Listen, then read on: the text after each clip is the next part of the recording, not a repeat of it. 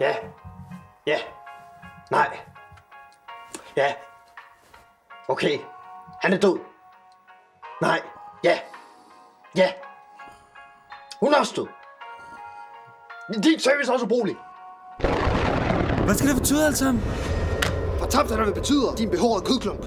Alle spioner og svage kontakter på det paralytiske område er nogle kujoner, imbeciler, amatører og dilettanter. Og socialdemokrater? Også det. Faglige møder. Hvad er det, du laver? Jeg prøver at finde ud af, hvordan i helvede i alle disse universer man finder et guddommeligt fartøj, der rejser i kvanter mellem tid og rum. Jamen, var det rigtigt alt det der ude i skoven? Og jeg kan slet ikke, jeg har det lidt som om... var det rigtigt alt det der? Husk at det var nok stoppuller.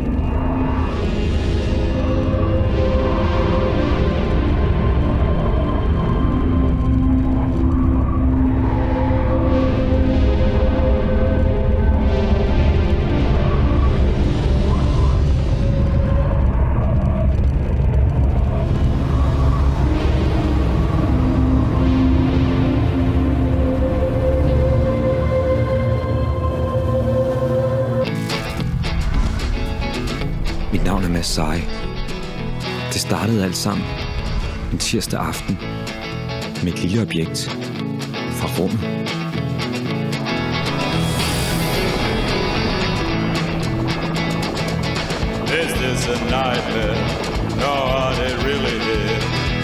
Nej, faktisk startede det længe før det.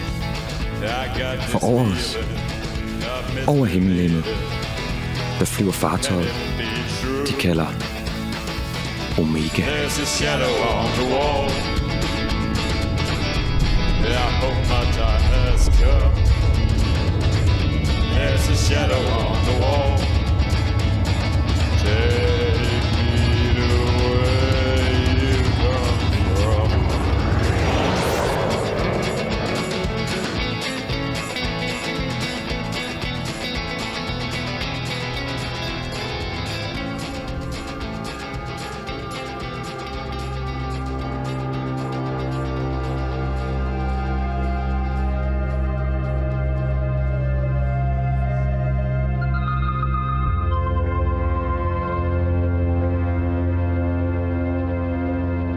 Kursen på fartøjet er sat af 2 individer. Gudinden for kaos og liv, gudinde Galaxa, som er omgivet af hendes hær af kloner, The Bosses. Og det andet individ, formskifteren G. Henne, herskeren over orden og død. Den, som fanges mellem tid og rum, vil ændre universet for altid.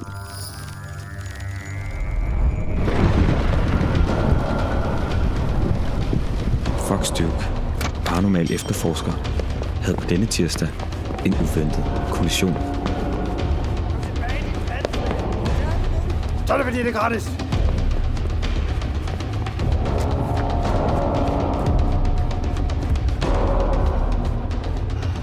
Bas.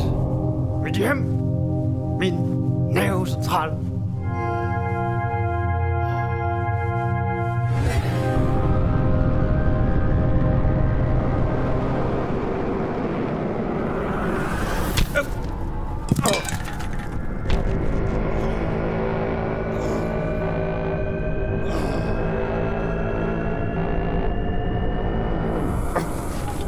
Øl. Helvede. Der er mørke kræfter på spil.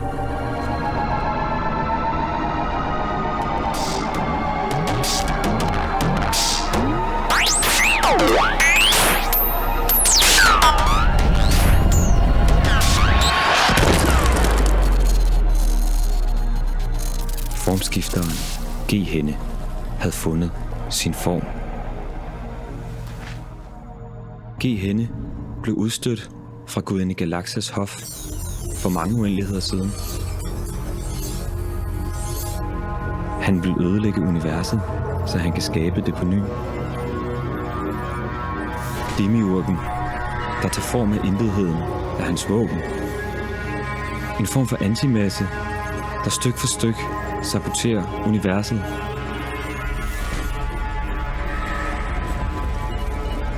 Det hele vil starte i en vækstkommune i trekantsområdet.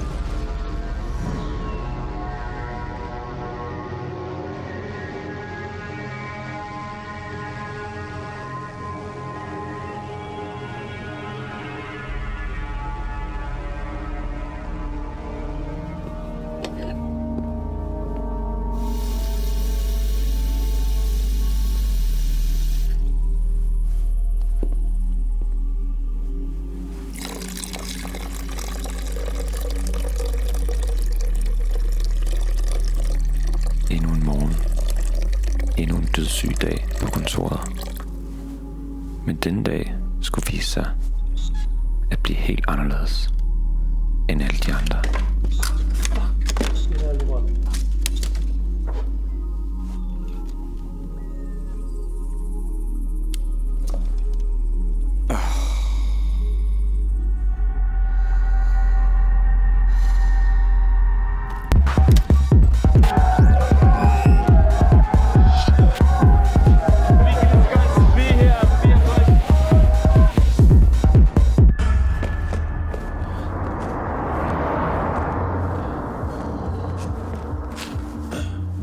Pludselig skete der noget, som jeg først ville forstå meget senere.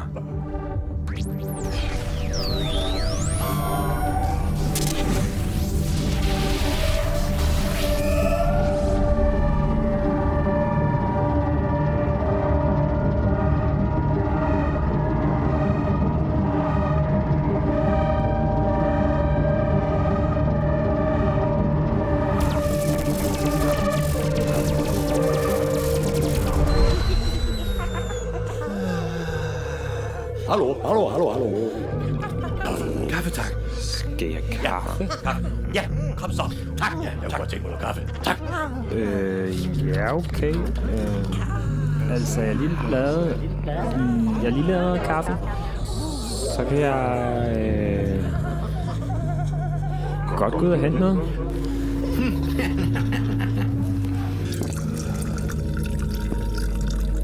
Formskifteren G. Henne. God aften. Hvem er du? Jeg er din bedste ven lige nu. Skal du have noget kaffe?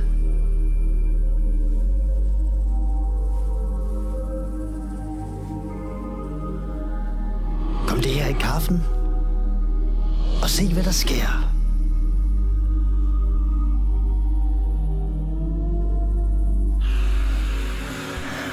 Jeg har taget kaffe med. Ja, det er hyggeligt.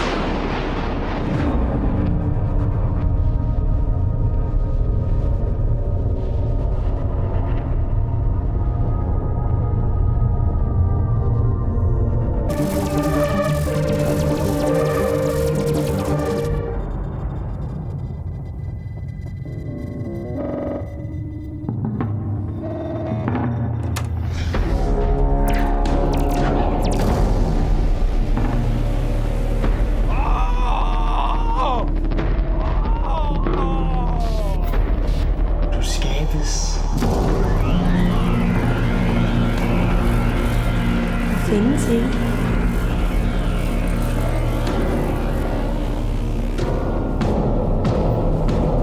Du formes. Du er fri.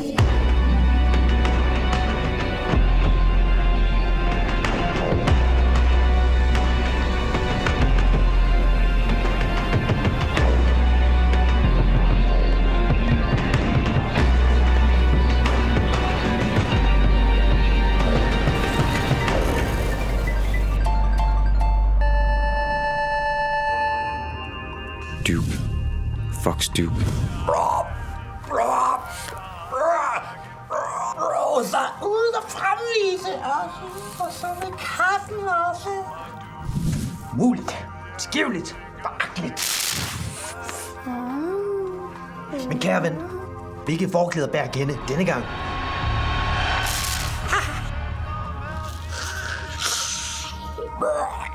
Til vittighed, hvis du spørger mig.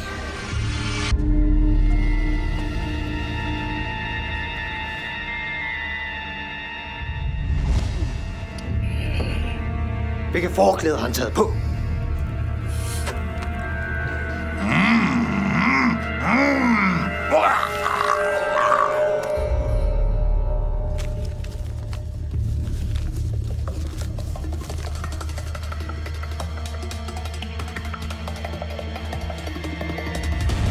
Messiah.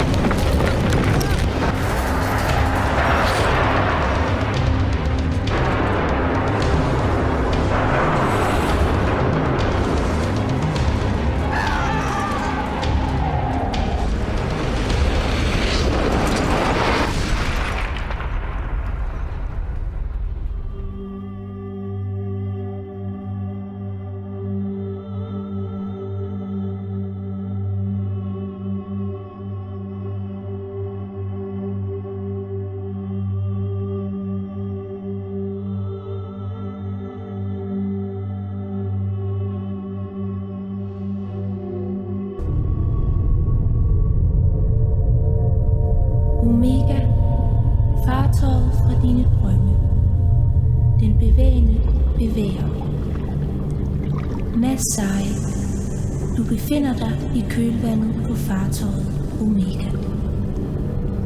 I de turbulente strømninger bag fartøjet er alt uregelmæssigheder og kaos.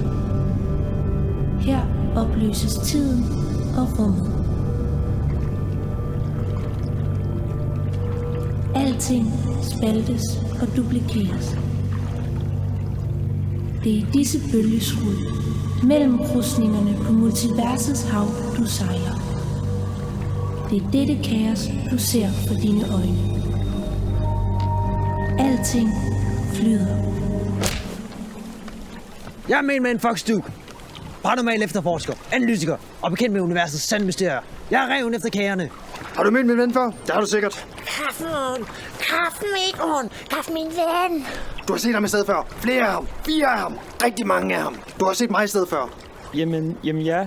Du virker lidt bekendt. Jeg tror du det er? Nick og Jason! Men ja, du har mødt den onde skabning, kendt som Gehenna, der har taget form af mig. Der er masser af kloner af ham, og der er dig, og Antimas, og Gehenna, der har taget form af mig. Blådet ramfanen. Nu er spørgsmålet. What matters and what anti-matters?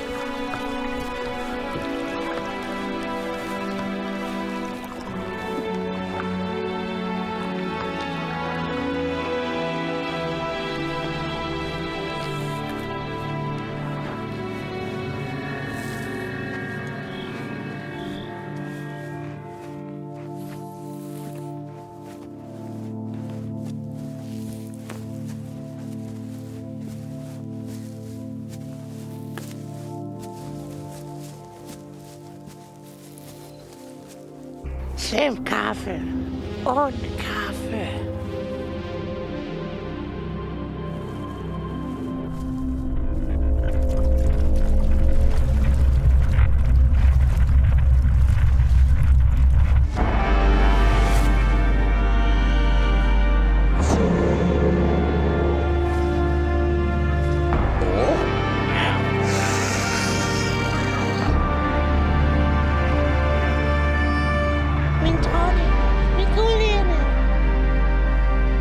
Min tabte boss er vendt tilbage.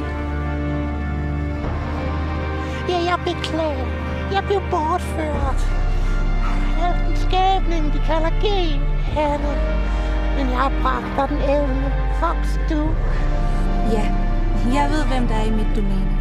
Men jeg er glad for endelig at møde seeren i min sande form. I denne virkelighed uden proxy. Hvad er alt det her for noget? Tig stille. Vi slår os væk, din åndsmål. Deres rummelighed.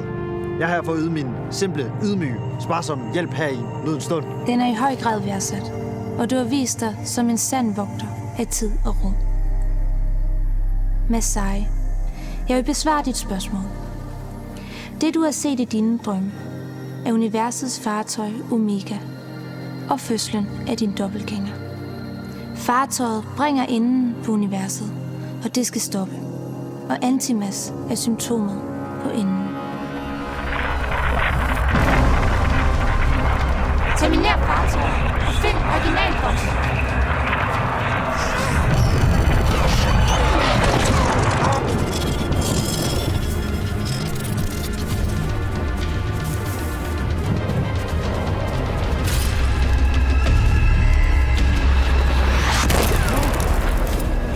Hvad tror du, der er sket med de andre? Vi er det eneste, der er tilbage.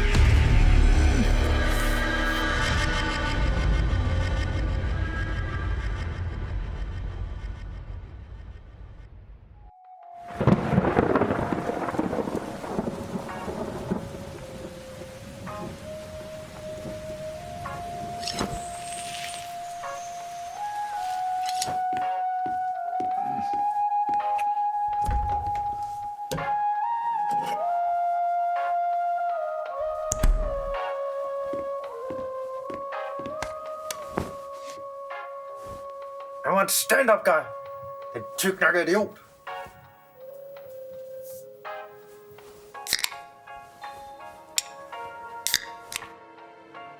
Der skulle tilfældigvis ikke være mere kaffe.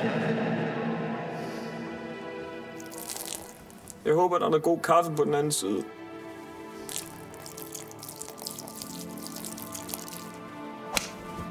Du skal ikke spille god øl. Du skal drikke det, fordi det er gratis.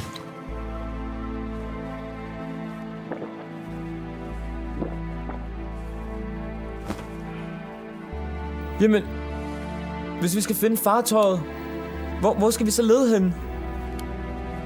Ved det ikke. Min ressourcer er udtømt. Min kontakt er væk. Hvis tid fandtes, så var min løbet ud. Jeg kan ikke mere. Jeg er slagen.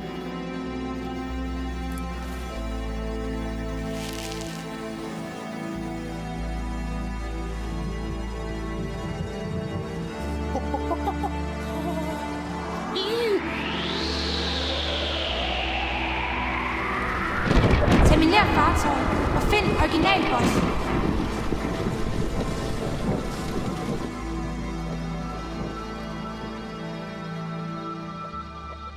Dejligt at se jer alle sammen igen i aften.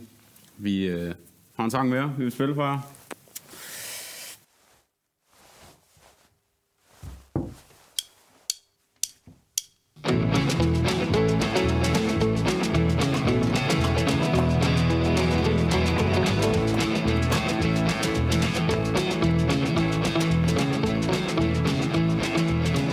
Nej, countrymusik, det har aldrig sagt mig en fløjtefis.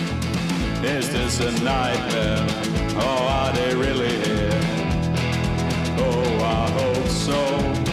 Og ved du, hvad han heller ikke siger mig en fløjtefis? Folk, der ikke kan indse sandheden eller se den for... De kan ikke se sandheden. Det siger mig ikke en fløjtefis. Ved du hvad? De blev kontrolleret. Jeg blev kidnappet ligesom en norsk krimi. De tog mig, og så smed de mig ind i vognen. Jeg blev kidnappet. Folk, de kan ikke se det. Staten kontrollerer os. De vil alle sammen gerne have, at vi skal dø, mand.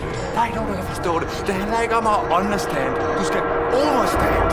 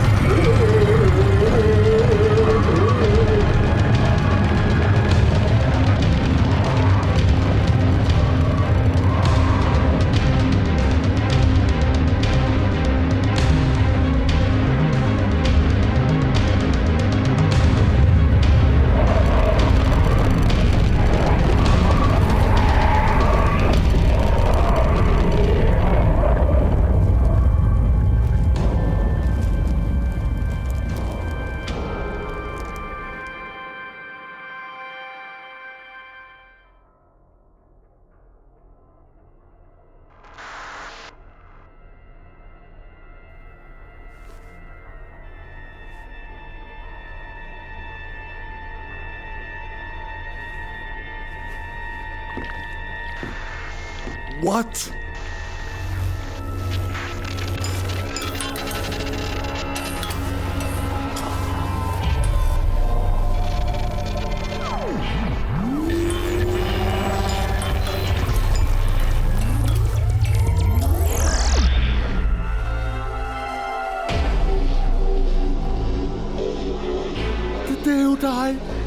ham, den lille tykke med håndklædet over hovedet.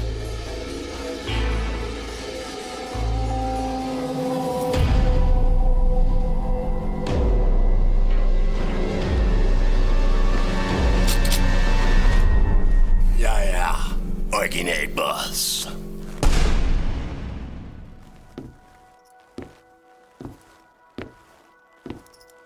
Hvad fanden?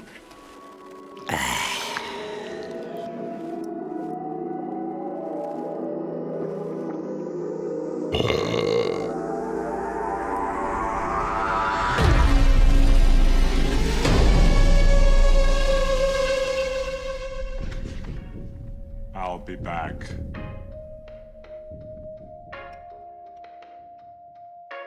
Hvis vi finder rumskibet, så bliver vi altså nødt til at gøre noget. Så må vi gøre noget. Gør det som tv. Ser på det. Ej, det kan simpelthen ikke passe. Vi bliver altså nødt til at komme ud og gøre et eller andet. Altså, kan vi ikke... Altså...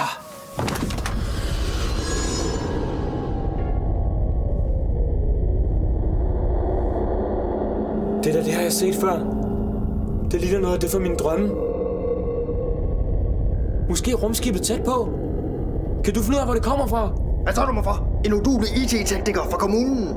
Jeg er fucked stuk. Jeg er manden efter kagerne. Hunden efter ræven. Jeg er tirsdag efter torsdag. Nej. Slap af. Altså, kan du finde ud af, hvor det kommer fra? Ja, ræk mig det apparat derhen. Signalet kommer fra en vækstkommune i trekantsområdet. En af de førende konferencebyer. Altså sådan et sted, hvor man kan slå sin røde ned og få et godt job? Ikke bare det. Du kan starte en succesfuld virksomhed der. Du mener Kolding? Nej, min ven. Middelfart. Bruns by? Rigtigt. Jamen, det er jo her. Hvad sker der?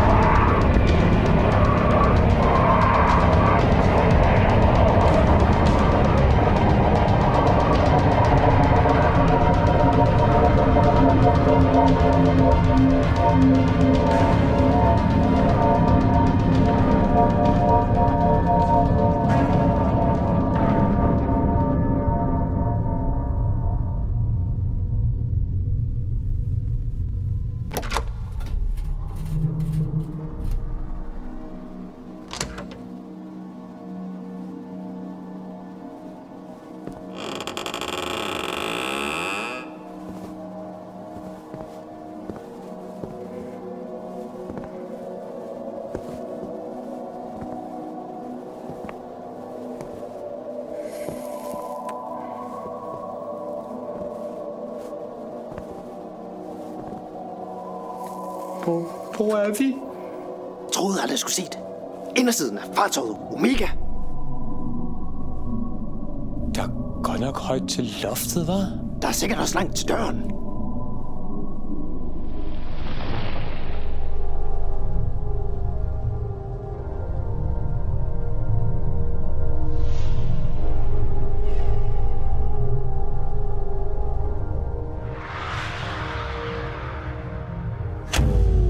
Hvad sker der? Hvor er lyset? De djævle! De sataner! De tog min base! Med kontrolrum! Mit nervecenter. Mads, du finder kontrolrummet. Hvad har du tænkt dig at gøre? Jeg tænker at finde de stakkelsaterne, der har taget en fucking campingvogn. Jamen, du kan da ikke bare gå nu. Vi skal da holde sammen. Vi er da et team. Vil du have noget kaffe? Jeg er din bedste ven lige nu. Jeg har en lille gave til dig. Du skabes.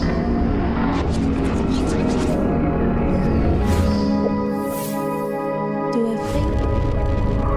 Findes ikke.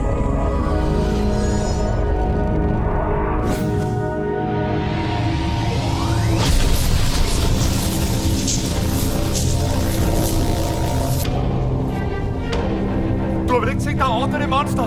Helt selv? I kampsituationen er der ikke tid til bekymringer. Hvad vi gør nu med vores tid er afgørende for mange i dette univers. Mads og Fox er oppe på rumskibet.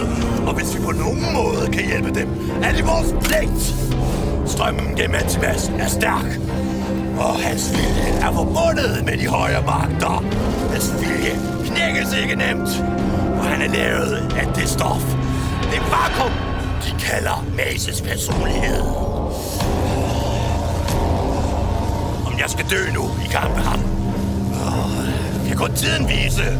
Men hvert sekund, jeg kan distrahere ham. Jeg har afgørende betydning, for Mads skal stoppe rumskibet for at ødelægge universet.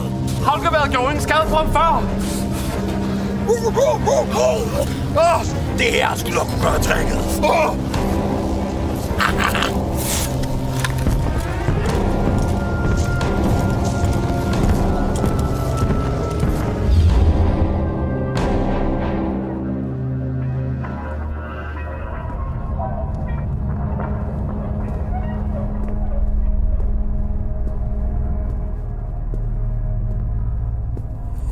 Endeligt, Mads.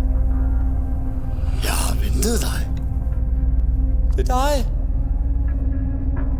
Alt er udspillet nøjagtigt, som det skulle. Du gav pillen til Boss, der gjorde, at jeg kunne skabe Antimass ved hjælp af guden af galakses kræfter. Dernæst ledte du Antimass til en større, så der var ingen løse ender. Scenen er nu sat til den store finale. Enden på universet og dets skældsfødsel.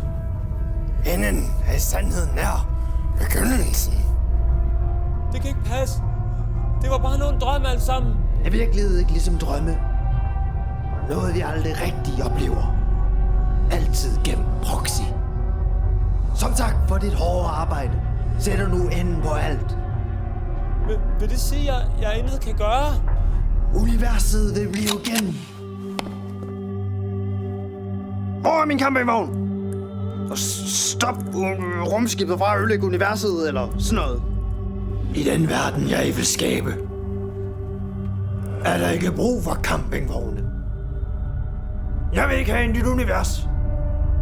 Jeg vil have min fandens campingvogn.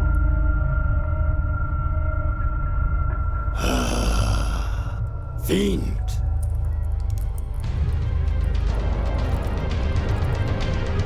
Du skal få, hvad du vil have.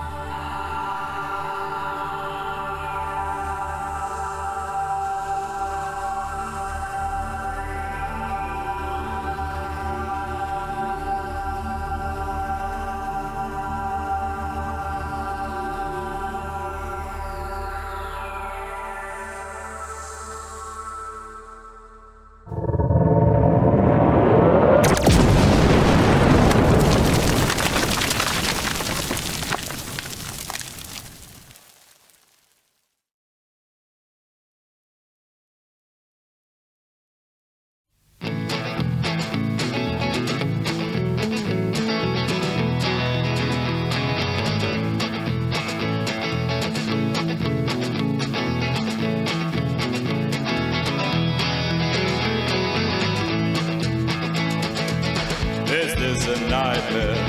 Or are they really here? Oh, I hope so. I got this feeling of misbelieving. Can it be true? There's a shadow on the wall. I hope my time has come. There's a shadow on the wall. Take me to where you come from. Hvad pokker er sket? Hvor er skibet? Hvor er Masai henne? Alt er sket, og intet er afsluttet. There's a shadow on the wall. I hope my time has come. There's a shadow on the wall. Take me to where you come from.